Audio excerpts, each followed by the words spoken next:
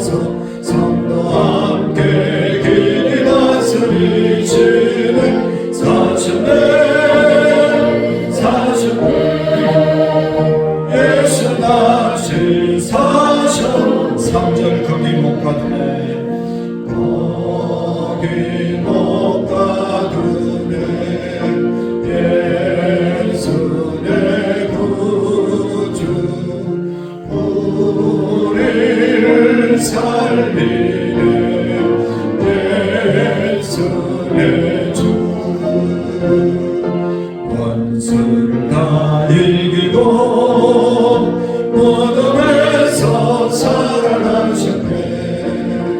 어둠을 이기시고 나와서 성도와 함께 길이 다스리시는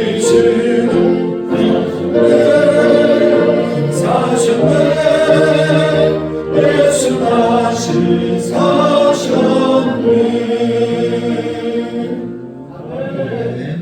그 옆에 161장 하나님께 드리도록 하겠습니다.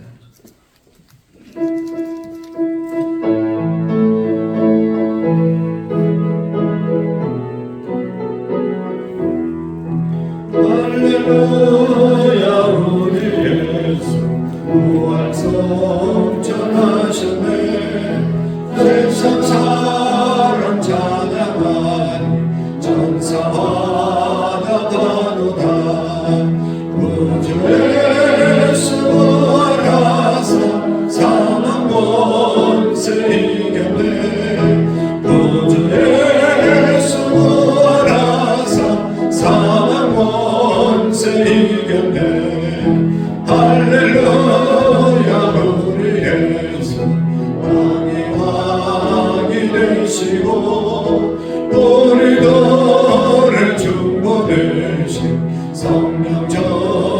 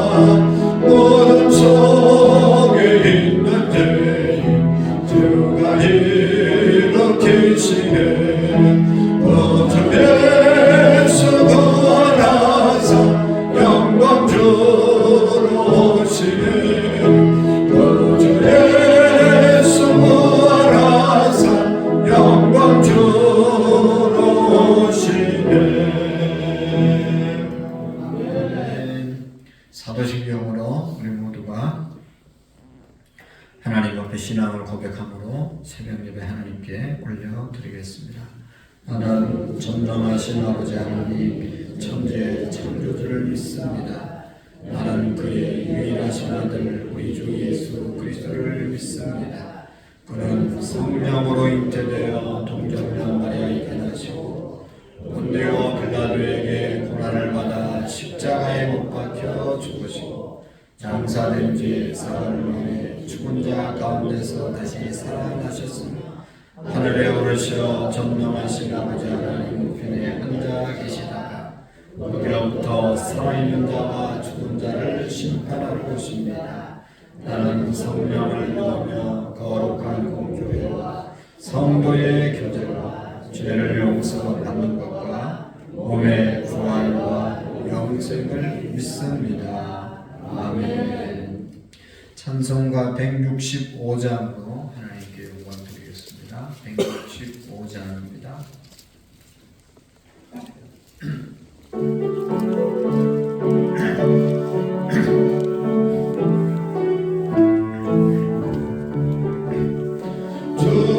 주님께 영광 다시 사신 주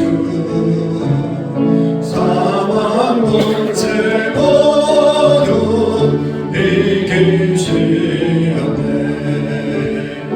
이런 이번 천사 돌을 넘겼고 누우셨던 곳은 비어있었네. 주님께 영광 다시 사신 주 사망 권세 모두 이기시었네.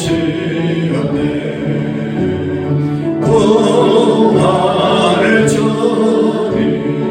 나타나시사 두려움과 의심 물리치셨네.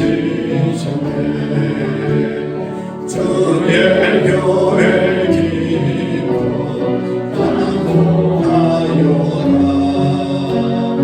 다시 사신 주님 죽음 이겼네. 주님께 영광 다시 사신 주 사망 권세 모두 이기시었네. 생명의 임금 영광의 주님 주님 없는 삶은 헛될 뿐이라. 주의 교회는 세상 이기고 요단 건너 보냐 가게 하소서. 주님께 영광 다시 사신 주 사망 권세 모두 이기시었네. 아멘. 할렐루야. 오늘 부활절 새벽에 주시는 하나님의 말씀을 함께 듣겠습니다. 마가복음 신약성경 마가복음 16장 1절 말씀부터 8절의 말씀까지를 교독하시겠습니다.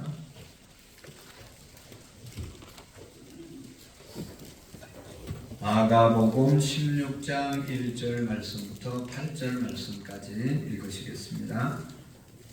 안식일이 지남에 막달라 마리아와 야고보의 어머니 마리아와 또 살로메가 가서 예수께 바르기 위하여 향품을 사다 두었다가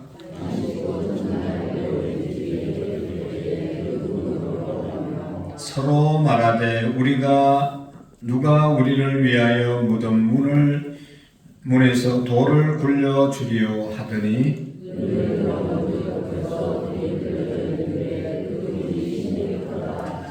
무덤에 들어가서 흰 옷을 입은 한 청년이 우편에 앉은 것을 보고 놀라매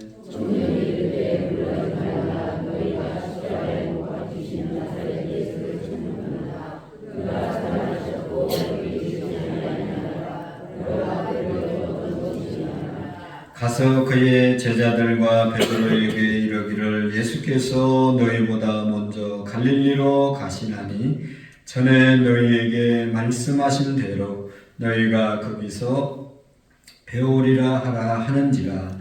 여자들이 몹시 떨며 나와 무덤에서 도망가고 무서워 아무에게도 아무 말도 하지 못하더라. 아멘. 할렐루야. 오늘 부활절 새벽에 나오신 우리 모두가 부활의 주님을 마음속에 모시고 또 부활의 주님과 동행하고 부활의 주님을 증거하며 살아가는 우리의 믿음이 되시기를 축복합니다.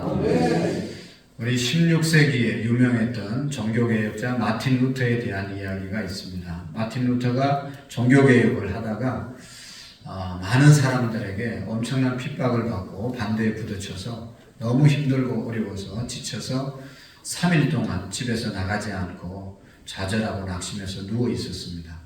그럴 때 그의 부인이 까만 상복을 입고 루터 앞에 나타났다고 그랬죠. 그래서 루터가 깜짝 놀라서 누가 죽었냐고 그러니까 당신이 믿는 하나님이 죽었습니다. 무슨 그런 말이 있냐? 하나님이 어떻게 죽을 수 있냐? 그럴 때 부인이 뭐라고 말했? 당신이 믿는 하나님이 죽지 않았으면 당신이 그렇게 누워 있을 이유가 없지 않습니까? 당신이 믿는 하나님이 죽었습니다. 그러니까 그 말에 도전을 받고 뻘떡 일어나서 다시 종교개혁을 위해서 열심히 이제 아내와 함께 노력하다가 특별히 성령의 충만함을 경험하게 되고 그리고 종교개혁의 소명을 다 이루게 되었다고 하는 그런 일화가 있습니다. 루터의 아내로 말미암아 그 지혜로운 도전으로 인해서 루터가 다시 일어나서 종교개혁을 이루게 되었다는 것입니다.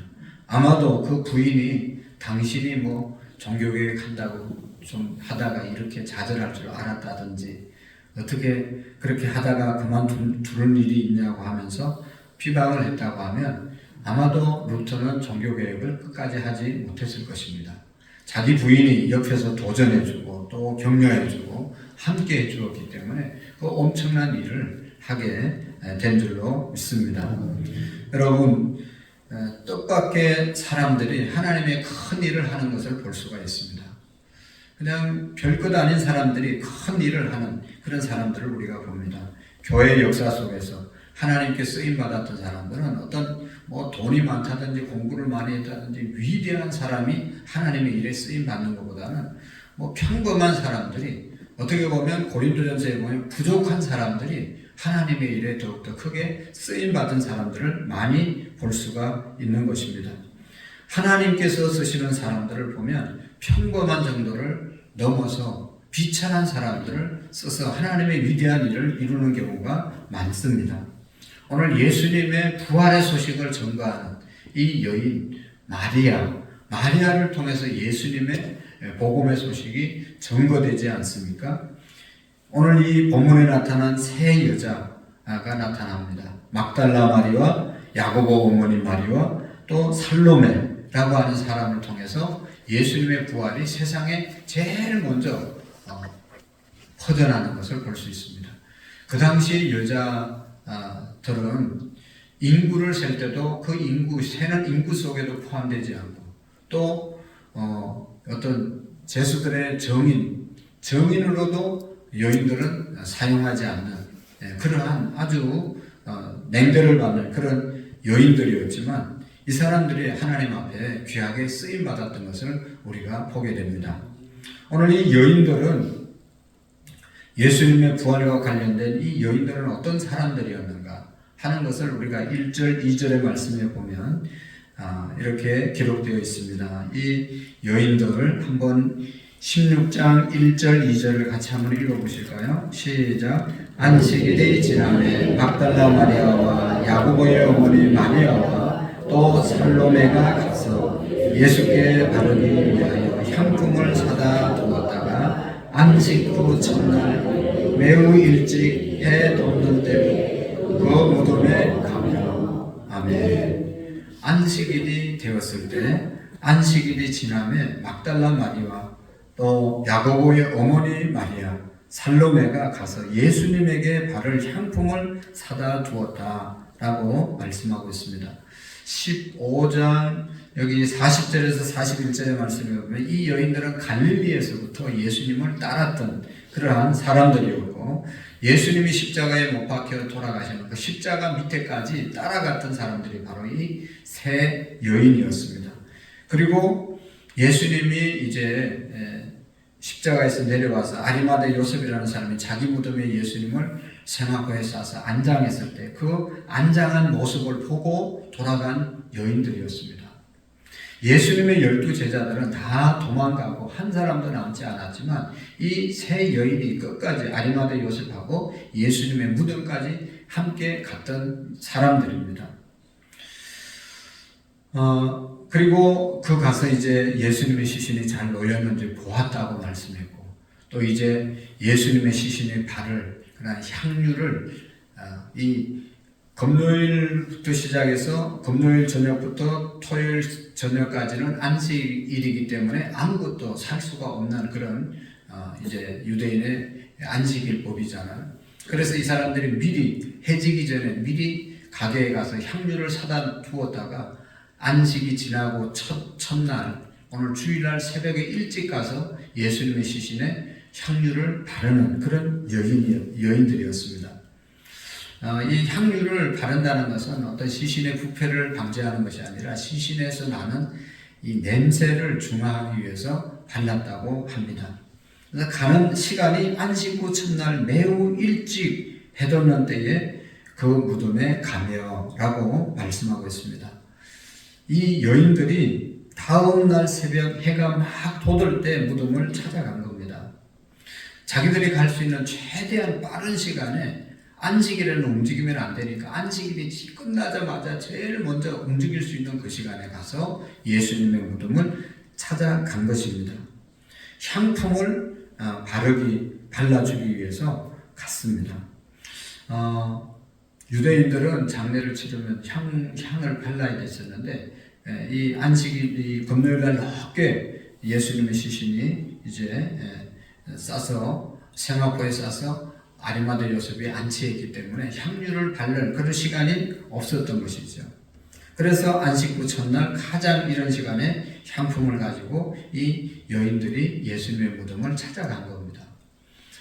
당시에 이 장례법을 보면 남자들은 이 시신을 무덤까지 안치하는 그런 일을 했고, 시신을 무덤에 안치하고 나면 그게 이제 향유를 바르는데 그 일을 여인들이 했다는 겁니다. 그리고 이게 장례 행렬이 이렇게 가면 그 뒤에 곡하는 사람들과 또 나팔 부는 사람들이 많이 따라갔다고 합니다. 그래서 어쨌든 이 여인들은 예수님의 시신에 부패에 나는 그런 냄새를 좀 제거하기 위해서 관습에 따라서 향유를 바르기 위해서 예수님의 무덤에 간 겁니다. 여러분, 이런 여인들의 행동을 통해서 우리가 깨닫게 되는 것은 무엇입니까? 왜 이른 아침에 예수님의 무덤을 이 여인들이 찾아간 겁니까? 그것은 그렇게 찾아갈 수밖에 없었던 그 마음은 주님을 사랑하는 마음이 있었기 때문에 가능한 것이라고 생각합니다. 그들은 정말로 예수님을 사랑했기 때문에 그 새벽에 뒤에 보면 두려워하며 갔다고 그러잖아요. 걱정하며 갔습니다. 걱정이 있었지만 그 새벽에 주님을 너무너무 사랑했기 때문에 예수님의 죽음의 자리를 지켰고, 예수님의 시신에 향유를 바르기 위해서 아무도 일어나지 않는 그 새벽에 일어나서 예수님의 시신으로 발걸음을 향했던 것입니다.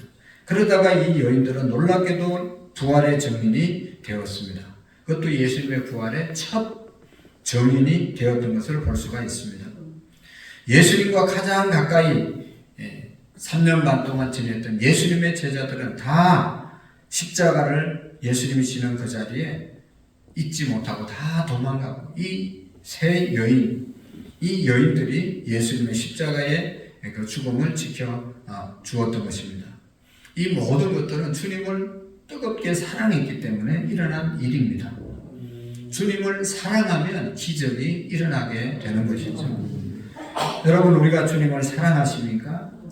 주님을 사랑하는 줄로 믿습니다. 주님을 사랑하기에 이 새벽에 나와서 예배하는 것이죠. 그러나 주님을 사랑하기는 하는데 얼마나 사랑하냐, 사랑의 정도도 또 문제죠. 어디까지 우리가 주님을 사랑할 수 있을까? 저도 저 자신에게 늘 질문을 합니다. 내가 주님을 사랑하는가? 요한복음 21장에 보면 베드로에게 예수님이 나타나서 네가 나를 사랑하느냐? 네가 나를 사랑하느냐? 네가 나를 사랑하느냐? 베드로가 나중에 자꾸 예수님 물으니까 내가 주님을 사랑하는 줄을 주께서 아시나이다 하고 고백하고 있지 않습니까? 매일매일 말씀을 묵상하고 기도하고 새벽기도 하다가도 아주 피곤한 날이 있고 또 여러 가지 복잡한 일이 있으면 다운되는 그런 마음이 있고 오늘은 좀 쉴까 하는 그런 생각들이 들 때가 있지 않습니까? 그럴 때 내 스스로의 질문은 주님을 정말로 사랑하고 있는가? 이 사역을 주님을 사랑하기 때문에 하고 있는가? 라고 하는 그런 질문을 늘 던지게 됩니다. 여러분, 부모님이 자기 자식을 사랑하죠. 자식 사랑하지 않는 부모가 누가 있겠어요? 그래서 자식에게 해줄 수 있는 최대한으로 다 부모님들은 해주고 싶은 마음들이 있고 또 실질적으로 그렇게 해주지 않습니까? 자식이 아프다든지 또 자식이 꼭 가야 할 어떠한 행사에 참여해야 될 일이 있다든지 이러면 저녁 늦게든지 아니면 아무런 이런 새벽이라도 차를 운전해서 갖다 이제 데리고 가는 것을 우리가 볼 수가 있습니다. 왜 그렇게 하는 거죠? 자식을 사랑하기 때문에 부모로서 해줄 수 있는 것을 다 해주고 싶은 마음이 부모의 마음입니다. 능력이 안 돼서 못 해주니까 안 해주는 것이지 능력만 있으면 다 해주고 싶은 마음이 부모의 마음들이죠. 자식을 사랑하는 마음 때문에 가능한 것이죠. 여러분, 사랑하는 여인들끼리 정말로 이상한 시간에 데이트를 하는 것을 볼 수가 있습니다. 이런 새벽도 가서 만나고 밤늦게 또 만나고 어떻게 가능한 것이죠? 만날 시간이 없으니까 그러나 사랑을 하니까 만나야 되니까 그 시간에도 잠을 자야 되는 시간에도 밥을 먹어야 될 시간에도 먼저 가서 만나는 것이 바로 사랑하는 사람들의 관계인 것이죠. 사랑하면 움직이게 되어 있습니다. 사랑하지 않으니까 움직이지 않는 것이죠. 그래서 제가 늘 말씀드리죠. 사랑한다 하면서 좀 만나자고 하는데 오늘 시간 없어, 피곤해, 바빠 이렇게 말하는 것은 진짜 사랑하는 것이 아니죠. 정말로 사랑하면 만사를 제껴놓고 달려가는 것이 사랑의 관계인 것이죠. 나는 주님을 정말로 사랑하고 있는가? 나는 절대로 그 시간에는 교회 갈 수 없어. 나는 절대로 새벽기도 할 수 없어. 그 말은 내가 절대로 주님을 사랑하는가를 한 번 더 물어보셔야 됩니다. 내 자녀가 아침 일찍이 시험을 보러 간다든지 어떤 행사에 꼭 참석을 해야 된다고 하면 5시 아니라 4시에도 일어나서 데려다 주는 것입니다. 자식을 아끼고 사랑하기 때문에 가능한 것이죠.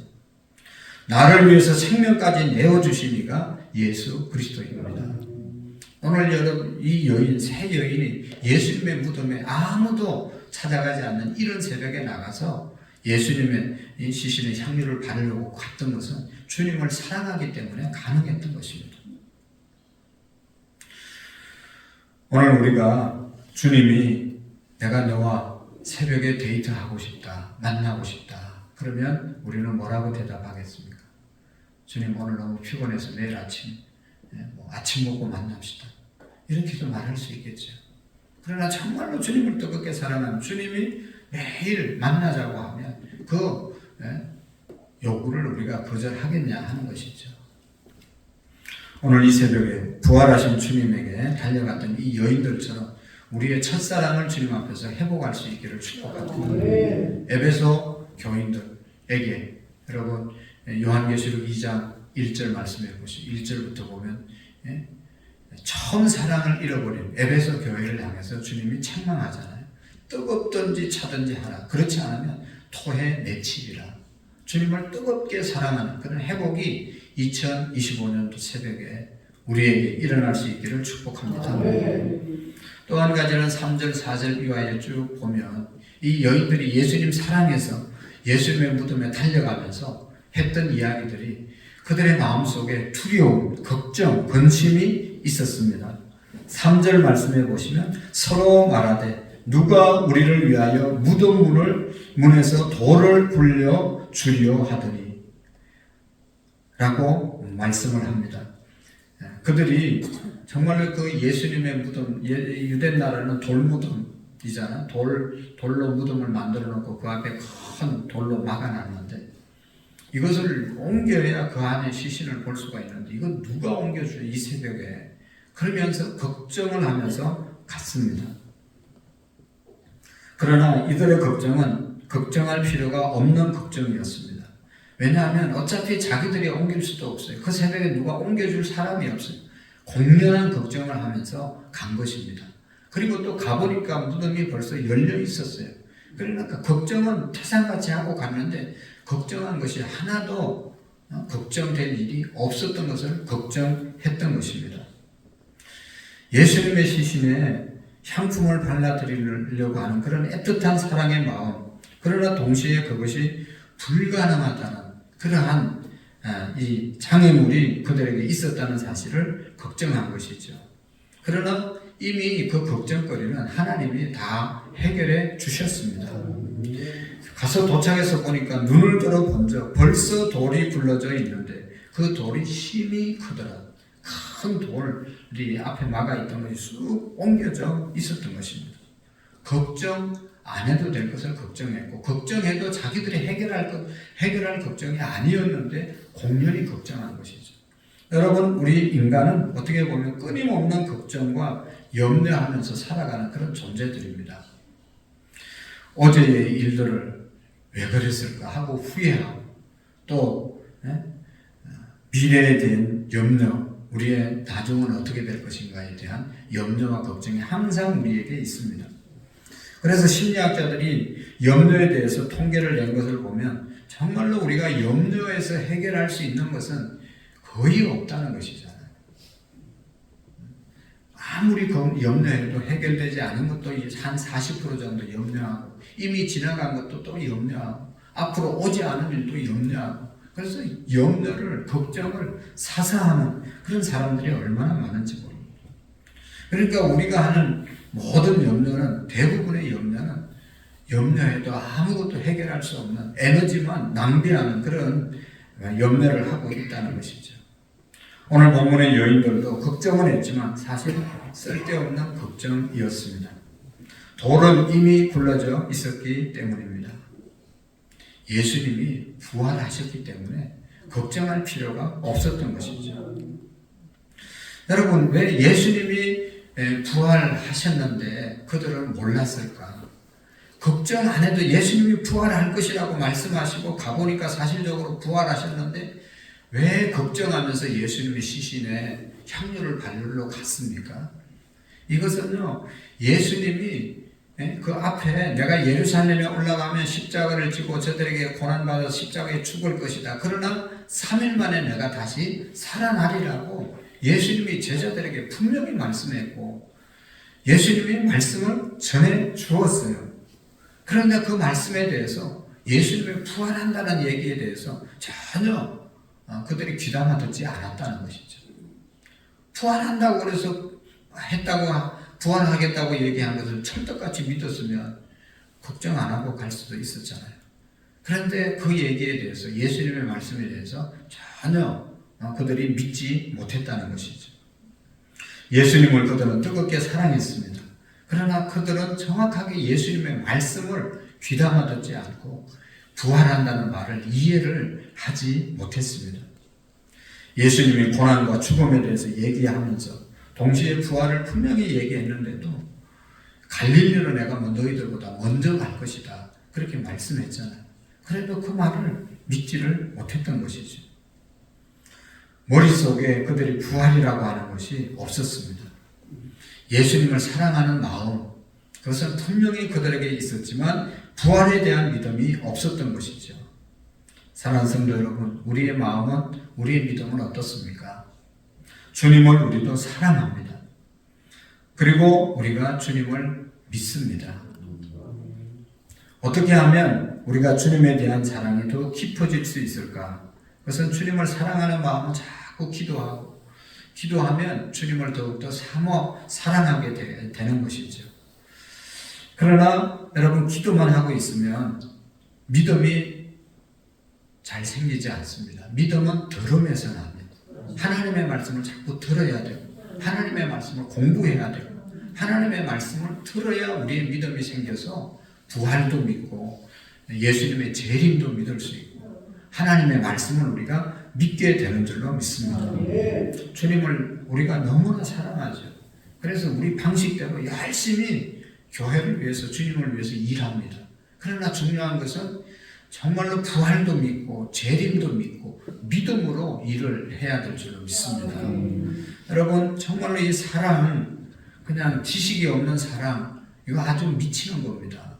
나는 자식을 사랑해서 내 식대로 자꾸만 사랑한다고 하고, 아내도 남편도 자기 식대로 사랑하면요, 그게 맞으면 괜찮은데 안 맞으면 나는 사랑하는데 사랑받는 사람은 도망가고 싶고 그냥 아주 힘든 그런 상황이 벌어지잖아요. 여러분, 늘 말씀을 드리지만 이 화초도 다 성질이 다 다르잖아요. 물을 한 달에 한 번씩 주면 사는 것이 있고, 일주일에 한 번씩 줘야 되는 그런 화초가 있고, 다 다르고, 화초의 성격 따라서 물을 줘야지. 내가 화초 사랑한다고 매일 물을 주면요, 금방 썩어버리는 그런 화초가 있어요. 그냥 한 달에 한 번 주고, 이렇게 가끔 줘야 사는 것이 있고, 매일매일 줘야 사는 것이 있습니다. 내가 사랑하더라도 사랑에 대해서, 대상에 대해서 내가 알고 사랑해야 제대로 된 사랑을 할 수 있는 것이 있어요. 우리가 예수님을 사랑하고 주님을 사랑하는 그 마음이 내 식대로 사랑하는 것이 아니라 하나님의 말씀에 따라서 하나님이 원하시는 그런 사랑을 해야 진정으로 주님을 사랑하게 될 줄로 믿습니다. 그러기 위해서 우리가 정말로 예수님에 대해서 바르게 사랑하기 위해서는 하나님의 말씀을 우리가 가까이 해야 된다. 주님의 말씀, 기도, 이 두 가지가 항상 균형을 이루어야 우리의 믿음이 깊어질 수 있는 것입니다. 예수님의 부활도 우리가 믿게 될 줄로 믿습니다. 그리고 마지막에 5절에서 8절 말씀에 보면 이제 이 여인들이 무덤에, 돌무덤이 열려 있을 때 그 안에 들어가 보잖아요. 거기에 5절 말씀에 보면 그런 말씀이 있습니다. 무덤에 들어가서 흰옷 입은 한 청년이 우편에 앉은 것을 보고 놀라매. 이 흰옷 입은 청년 누구겠습니까? 아마도 천사라고 우리가 말할 수 있겠죠. 천사가 말을 합니다. 여기 6절에 보시면 다 같이 시작. 청년이 이르되 놀라지 말라. 너희가 십자가에 못 박힌 나사렛 예수를 찾는구나. 그가 살아나셨고 여기 계시지 아니하니 보라 그를 두었던 곳이니라. 아멘.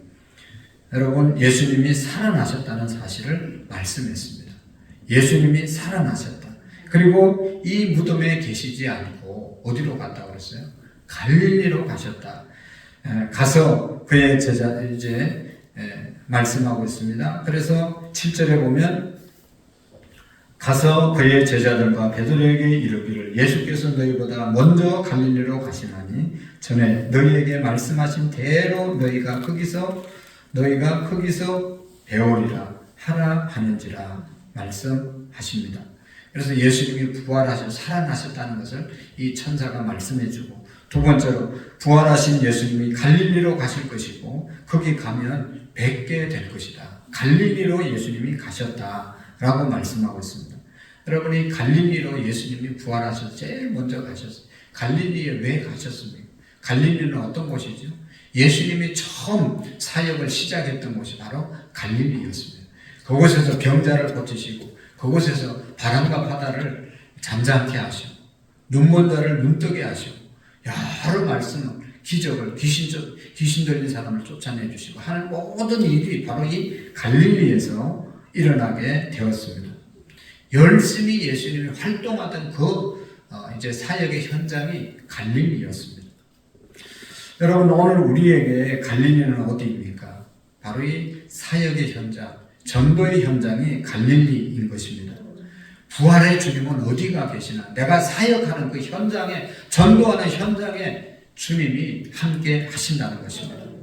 예수님을 만날 수 있는 곳, 그분과 함께하고 그분의 능력을 경험할 수 있는 곳이 갈릴리. 내가 열심히 주의 이름으로 일할 때 주님을 만날 수 있고 주님을 체험할 수 있다는 것입니다. 예수님은 더 이상 무덤에 계시지 않습니다. 예수님은 무덤에 계시지 않습니다. 갈릴리로 예수님은 가셨습니다. 많은 분들이 오늘날도 여러분 아직도 예수님을 무덤에서 찾고 있는 사람들이 많습니다. 돌아가신 예수님, 예수님이 누우셨던 무덤에서 예수님을 찾는 것이 아니라 예수님은 부활하셔서 지금 갈릴리로 가셨다. 사역의 현장으로 가셨다. 기도하는 곳으로 가셨고 전도하는 곳으로 예수님이 거기에서 역사하십니다. 여러분 우리가 정말로 주님을 뜨겁게 더 계속해서 경험하려면 열심히 복음을 전거할 때 거기에 하나님이 역사하시고 예수님이 함께 하시는 줄로 믿습니다. 오늘날 많은 분들이 가만히 앉아서 뭐 주님을 만나려고 하는데 가만히 앉아 있는데 주님이 나타날 필요가 뭐가 있어요? 역사할 필요가 뭐가 있어요? 열심히 주의 일을 하려고 할 때 주님의 도움이 필요한 그곳에 주님이 역사하시는 줄로 믿습니다. 여러분 미국에 둘러신학교라고 하는 곳이 있는데 거기에 스위트라고 하는 유명한 그 이제 교수가 있습니다. 이분이 서구 미국 교회를 연구해서 발표했는데 미국 교회는 네 종류의 교회가 있다는 겁니다. 첫 번째는 선교하는 교회가 있습니다. 성령 충만해서 열심히 선교하는 교회. 두 번째 교회는 사역하는 교회. 온 성도들이 열심히 1인 1사역하고 열심히 사역하는 그런 교회가 있다. 목양하는 교회. 그 다음에 세 번째로는 현상 유지하는 교회가 있다는 거예요. 현상 유지. 어떻게 해서라도 우리가 현상 유지를 해야 된다. 우리 성가도 현상 유지를 해야 된다. 현상 유지하려고 애쓰는 교회가 있고 네 번째 교회는 박물관 교회가 있다는 거죠. 지금 사실 유럽에 가면 다 관광지가 성당이고 교회들이지 않습니까? 관광 예배는 드리지만 교회 운영을 관광한 사람들 관광비로 운영하는 거예요. 여러분 얼마나 참 안타까운 이야기입니까? 교회가 관광지가 됐어요. 교회가 현상 유지하는데 급급한 거예요. 교회가 그냥 지금 있는 사역 우리끼리 열심히 하고 잘 관리하고 셀 관리하고 여전도 관리하고 더 이상의 어떤 소망을 갖지 못한 초대 예루살렘 교회 초대교회처럼 성령 충만해서 선교하고 복음을 전가하는 그런 교회가 있는데 여러분 우리 교회는 어떤 교회입니까? 나는 어떤 성도입니까? 나 하나 신앙생활 잘하고 우리끼리 그냥 재미있게 지나고 현상 유지 열심히 하고 그런 교회 그런 성도는 아닙니까? 내가 맡은 부서 이거 하나 그거 하나 감당하면서 난 열심히 하나님을 믿는다 라고 하는 그런 생각을 갖지 않습니까? 오늘 부활의 주님이 어디로 가셨냐? 갈릴리로 가셨어요. 왜 예수님이 부활하셨나? 또 더 해야 할 사역들이 아직도 남아있기 때문에 부활하셔서 갈릴리로 가신 줄로 믿습니다. 오늘 우리가 이 새벽에 나와서 예수님의 부활을 묵상하면서 정말로 마음속에 깨달아야 되는 것입니다. 우리도 이제는 갈릴리로 가야 된다. 갈릴리. 나 하나 신앙생활 잘하고 우리 셀, 우리 여전도회, 남전도회 잘 관리하고 우리 교회 잘 지키는 것 거기에 만족하면 의미가 없다는 것입니다. 성령의 충만한 것, 예수님처럼 부활의 주님과 함께 갈릴리에서 열심히 복음을 전가하는 그런 저와 여러분들 우리 교회가 되어질 수 있기를 축복합니다. 기도하시겠습니다. 하나님 아버지 2025년도 부활절 새벽 예배 하나님께 올리게 하심을 감사합니다. 하나님 아버지 주님은 부활하셨습니다. 부활의 주님은 갈릴리로 가셨습니다. 오늘 우리 교회를 보면서 우리 한국 교회를 보면서 우리 주님 어떤 말씀을 하실지 깊이 묵상하게 하시고 우리의 신앙이 예수님의 무덤을 찾아가는 그런 신앙이 아니라 주님만 사랑하는 거기에 머물러 있는 것이 아니라 주님의 사역의 현장으로 함께 나갈 수 있는 성령의 능력이 함께하는 그런 재단이 되게 해 주시옵시고 그런 우리의 믿음이 되게 해 주옵소서. 하나님 아버지, 오늘도 우리의 가족들, 우리 예비신자들 꼭 인도할 수 있게 해주시고 성령의 능력으로 우리가 전도하고 복음의 열정을 잃어버리지 않는 우리 한국교회, 우리 교회가 되게 해 주옵소서. 하나님 아버지, 부활절을 맞이하는 우리의 마음속에 부활의 주님이 역사해 주시고 부활의 주님이 우리의 가정의 주인이 되어 주시고 우리의 사업장의 주인이 되어 주셔서 다시 한번 일어나는 놀라운 역사가 있게 해 주옵소서. 예수님의 이름으로 기도하옵나이다. 아멘. 하늘에 계신 우리 아버지, 아버지의 이름을 거룩하게 하시며 아버지의 나라가 오게 하시며 아버지의 뜻이 하늘에서와 같이 땅에서도 이루어지게 하소서. 오늘 우리에게 일용할 양식을 주시고 우리가 우리에게 잘못한 사람을 용서하여 준 것 같이 용서하여 주시고 우리를 시험에 빠지지 않게 하시며 악에서 구하소서. 나라와 권능과 영광이 영원히 아버지의 것입니다. 아멘.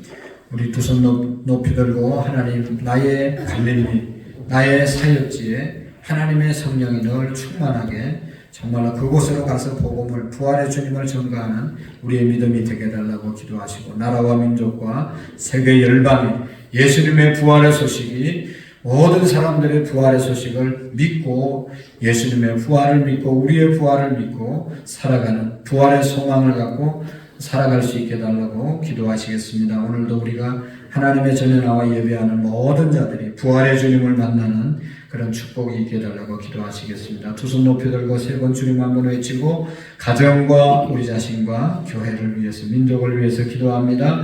주여 주여 주여. 살아계신 주님, 2025년도 하나님 새벽 예배 하나님 앞에 드리며 나올 수 있고 인도해 주심을 감사합니다.